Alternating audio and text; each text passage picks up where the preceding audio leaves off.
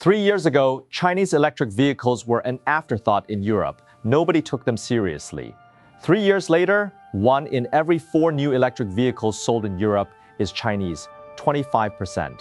That number is making people in Berlin very uncomfortable.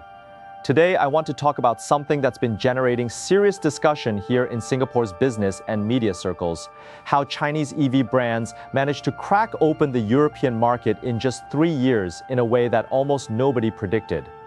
Let me set the scene first. Europe is not an easy market to break into. It has some of the world's toughest safety and emission standards. It has dominant home brands, Volkswagen, BMW, Mercedes, Stellantis, backed by decades of dealer networks and consumer loyalty. 3 years ago, the conventional wisdom was that Chinese car brands would struggle to survive in Europe, let alone thrive.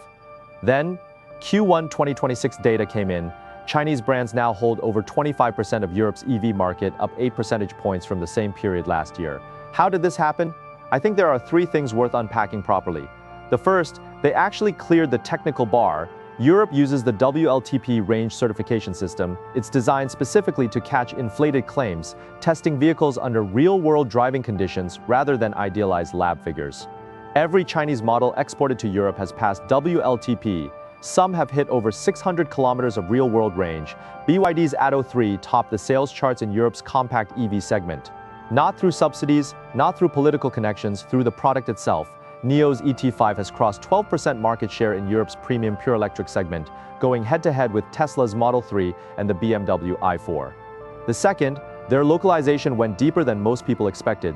Chassis tuning was recalibrated specifically for European road conditions. Charging ports were adapted to the European CCS fast charging standard. The infotainment systems aren't just translated Chinese UIs, they were redesigned from the ground up around how European drivers actually use their cars. There's one detail I think a lot of people missed.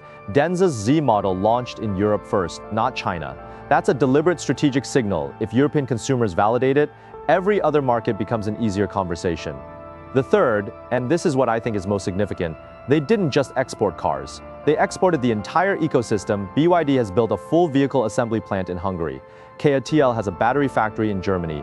That means the cars being sold in Europe are being built in Europe. No tariff exposure, significantly shorter delivery windows. NIO has rolled out over 200 battery swap stations and more than 1,000 fast chargers across Europe. If you drive a NIO in Oslo or Amsterdam today, the charging experience is comparable to what you'd get in Shanghai. This is the shift from product export to ecosystem export, bringing the supply chain, the service network, and local manufacturing together. That's what genuine globalization looks like, not just putting cars in containers and shipping them out. Now, there are real complications here that I don't want to gloss over. The European Union imposed additional tariffs on Chinese EVs, with rates exceeding 40% in some cases. That's a real political headwind. But here's what's interesting. After those tariffs were introduced, Chinese market share kept climbing, because cars built in Hungary don't carry that tariff burden. The Chinese manufacturers found a commercial route around a political obstacle. That's a rare move in global supply chain history. There's also a price reality that matters enormously for European consumers dealing with ongoing inflation. Equivalent spec Chinese EVs are 15% to 20% cheaper than comparable European brands. That's not a marginal difference for a lot of buyers. That's the deciding factor.